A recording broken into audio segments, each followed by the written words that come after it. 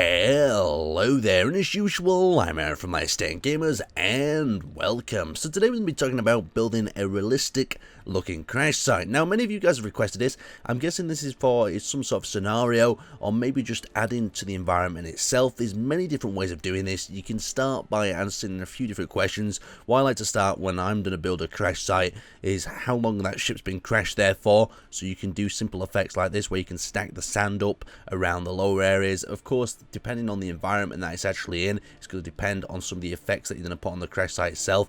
And then of course you've got to age that crash site. So if that ship has been there for a long time, say it's been in this desert, some of it's going to have to have sunk under the desert sand. So you can see we've got this red ship that has been converted. I've also changed it to grey, imagining that the colours are faded over time. But you can just really do a lot, and you can really make a really immersive sort of set piece by building your own crashed ship.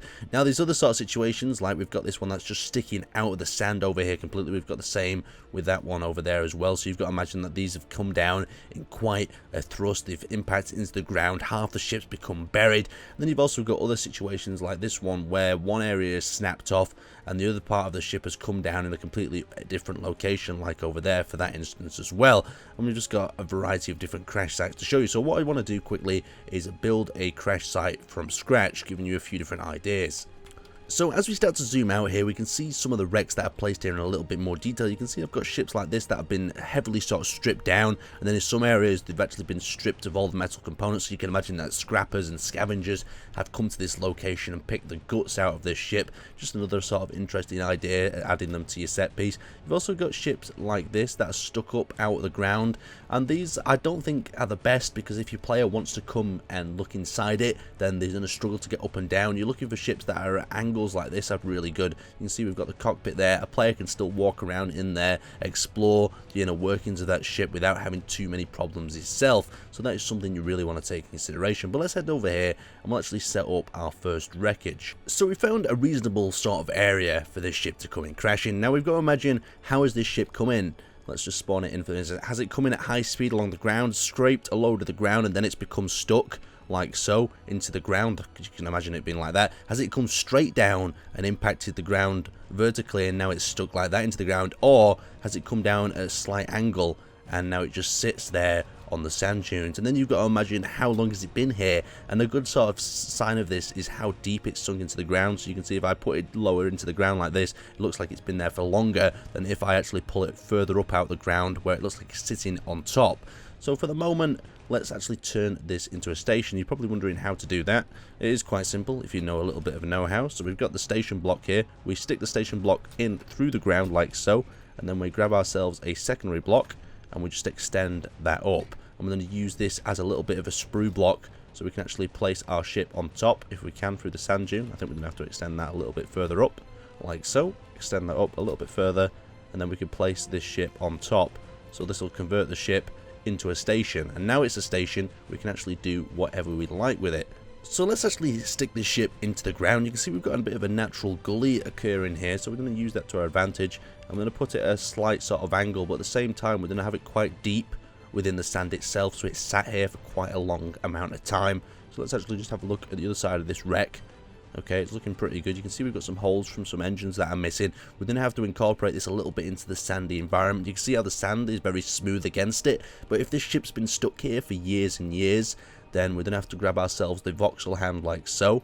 If we grab ourselves a voxel hand and we start stacking up a little bit of sand around it, as the sand would do over time through various sandstorms, as it would gather in these sort of nooks and crannies. And we'll just work around the whole ship until we've got that complete. So just by adding a few loose blocks around the base area of the crash site, combining that with a few torn down blocks, you can create a ship that looks like it's been crashed here for quite some time.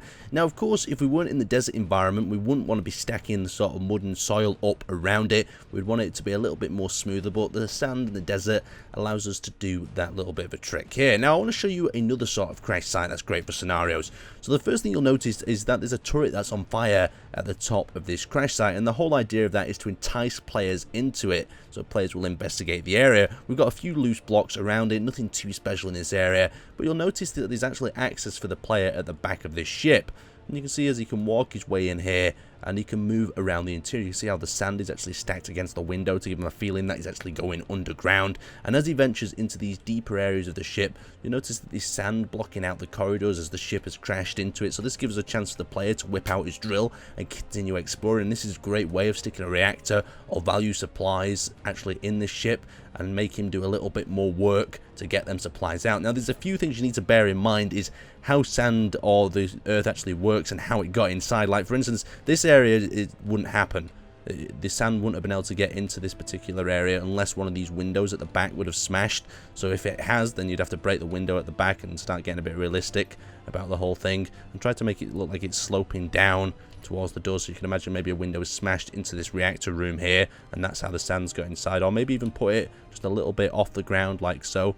I just don't have sand like this though, where it's hanging over. That really annoys me. It does my head in. Sand should all be sloping back, and imagine the individual particles are sort of running down into each other as they stack up into the other area, and we've got the reactors for the player to actually work his way through.